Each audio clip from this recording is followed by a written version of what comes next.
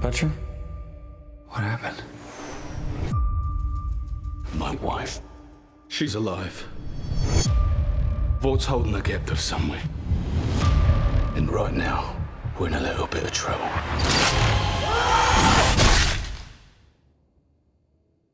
Are you fucking with us? Listen, this is a fucking mess. We're the most wanted lads in the country. We got soup terrorists. And we got no superheroes. Hi! I'm Stormfront. Who? I'm the new girl. Wonderful. Oh, God! So what's your big plan? We'll take them Vought. There we go. And I get my wife back. We're in. Of course we're in. We blow it up in the air. More super terrorists will come. For all we know, these maniacs could be waiting for their chance to kill us all. Who the fuck are you? I'm just trying to help. Really?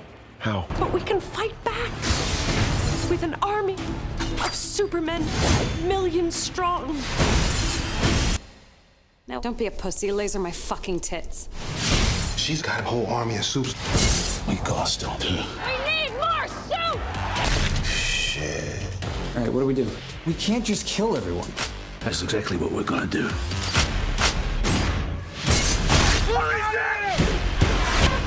Oh, great. Cool. Totally. We just need to keep our shit together a little bit longer.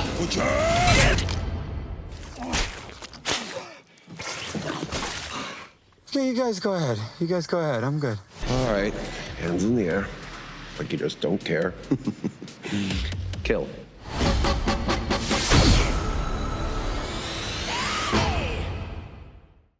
Welcome back, everyone. It's Charlie. This is going to be my new Boys Season 2 trailer. So much WTF stuff in this to break down, so many Easter eggs. So if you're new to the channel, be sure to subscribe to get everything.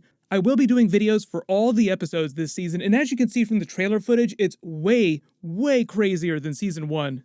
So we'll just start at the beginning of this and work through shot by shot and just do Easter eggs as we go along. But it opens with Butcher at the end of Season 1 after Homelander forcibly took him to his ex-wife's house to show him that she was still alive and just throw Homelander's Superboy love child with her in his face. Like the thing that you've been mad at me for this whole time, the reason why you want to kill me, because you think I killed your wife, didn't happen. She's been alive this whole time and she never told you. But then Butcher later implies when he's talking to the rest of the team trying to rally them, get them behind his cause to go after the Seven and save his wife, he says he believes that Vought has been holding her captive this whole time and that's why she didn't reach out to tell him. Like when Vogelbaum was explaining to Homelander last season, they wanted to give his son, the Superboy, a chance at a normal life so that he wouldn't be such a psychopath like Homelander. But because Giancarlo Esposito's character is the one that's actually running Vought America and he's the one in charge, I wouldn't put it past him to actually legit hold her hostage in this situation. Like, you play by our rules and do what we say and we'll make sure you're taken care of. Otherwise, we'll kill you to keep you from being a liability to Homelander. Because Vought's whole thing is that they want to control Homelander and control the narrative around superheroes. They have this long-term goal to put supers in the military, then put them in the White House, and that can't happen if things go completely off the rails with Homelander's supposed love child.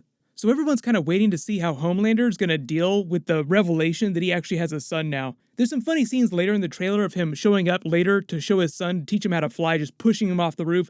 Classic 80s dad move, like throwing your son in a pool in order to teach him how to swim.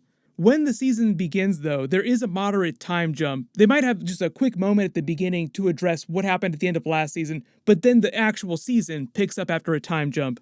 When Butcher shows up, he's been missing for a while, so there's a movie that they made for the boys that they'll air after the Season 2 finale that'll explain what he was doing during that missing time period.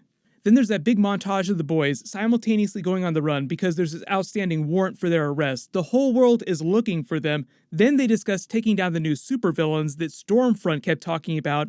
Like, you see them with Kimiko taking on a bunch of other superpower people throughout the trailer. It's implied that they're quote-unquote superheroes, but it sounds more like people that Stormfront and Vought are manipulating to just help control their narrative and get people more riled up about supers in the military. Remember, the whole reason why Vought even creates superheroes is purely for merchandising and making more money. They don't care what the superheroes do. They don't even care if they save people. And most of the superheroes themselves aren't actually that good at using their powers. They're actually pretty terrible. Remember the funny opening scene from Season 2, Episode 1, where he's talking to Giancarlo Esposito about collateral damage, and he says, oh, about 30%. As in 30% of the city will be destroyed that they're going to be working in.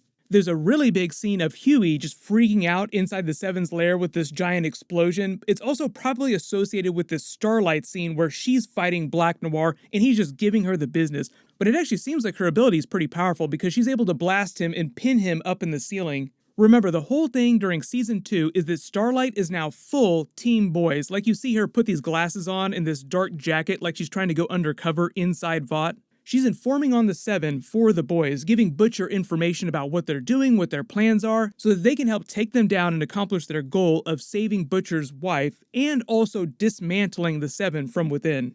But Black Noir is kind of like the sleeper cell inside the Seven. He's the person that Vought uses on the DL to take care of other super powerful superheroes that go off the rails. And when there's a superhero out there that doesn't do what Vought wants them to do, usually they send Black Noir to kill them. That's what that whole opening scene was, with him taking down that quote-unquote new supervillain that Homelander secretly artificially created for the very purpose of stoking people about supers in the military. Like, okay, we're done with him, we don't need him to do anything anymore, so we're gonna send Black Noir to just put him on ice. There's a really interesting scene of the George Washington picture being sprayed with blood. I also think that's foreshadowing for later in the series. Like, you think about President George Washington of the United States. One of the episodes is titled The Bloody Doors Off, and that gets into the Seven and Vaught's long-term plans to put supers in the White House, which is actually the very end of the comic book story. But here's the thing, the show has already been renewed for Season 3, so I'm assuming that the plot of that particular episode will be very different from the comic book story. Most of the episode titles here are actually named from chapters in the comic book, but they're already changing a lot of the comic book story, so I'll try to point out some of the changes when I do episode videos. Love all the footage of Homelander just lasering the crap out of random people. Like you see him in this cabin here. It seems like he's going after the boys and they maybe just missed them and he's pissed off at this soldier and that's why he's blowing him up. Then we absolutely have to talk about what's going on between Homelander and Stormfront. So you have a lot of Stormfront stuff early in the season. It looks like Homelander is pissed off about what she's doing. Like, what the hell are you doing? Who the hell do you think you are? There are a couple reasons why Giancarlo Esposito's character puts her on the Seven as the new member. She's really good at manipulating people the way you see Homelander do it during Season 1, like he's trying to get the crowd riled up at that big rally. She's way better at that, but Homelander isn't really in on Giancarlo Esposito's plan, so he doesn't know exactly what's going on. That's why he's so pissed off at her, like, what is going on? This was supposed to be my plan. What are you doing? The way that Aya Cash talked about her character, she said that obviously he hates her at the very beginning, but she slowly wins him over. And as you can see, they have this really weird sexual energy between the two of them. So it's kind of like she's replacing Stillwell a little bit. Even though she's not a figure of authority, she doesn't wield authority over him. But think about Homelander's relationship with Stillwell and all the crazy, weird mommy issues that he had. That was just the creepiest relationship ever. Now that's just kind of spilled over into this kind of toxic relationship where it seems like they just absolutely get busy with each other. No idea why he has to laser the crap out of her chest, but she looks like she enjoys it, like they have some weird BDSM thing going on between the two of them. So if you thought that Season 1 was messed up with all that Stillwell relationship stuff, this just takes that to the next level. There's a bunch more footage of Stormfront flying around using her powers. You actually get a better sense for how powerful she is. She's not nearly as strong as Homelander, but she has super strength, she can fly, she has lightning-based powers. She's sort of like a combination of Shazam at DC in the Justice League and then Thor at Marvel in the Avengers. She comes from a team called Payback in the comics. That's obviously meant to be a reference to the Avengers at Marvel, but I don't know if they're going to give her that backstory on the TV show. We'll just have to wait for the actual episodes. But big reminder, the season is going to drop September 4th, but they're airing episodes a little bit differently. So the first 3 episodes are going to drop Friday, September 4th. I'll do a video for that, but then all the rest of the episodes will air once per week. And I'm assuming after the finale is when we're going to get that Boys short movie about Butcher. So I'll do a separate video about that too. But by the time we get towards the end of the Boys season, we'll be getting ready for the Mandalorian Season 2 episodes. So if you're a big fan of Giancarlo Esposito, he's going to be really huge during the Boys Season 2 as kind of an antagonist, and then also a big villain antagonist during the Mandalorian Season 2. In fact, today he was actually busy getting people hyped up about playing with the Darksaber during The Mandalorian Season 2. So no worries, I'll talk about all that stuff when they start dropping new Mandalorian Season 2 footage, which will be really soon.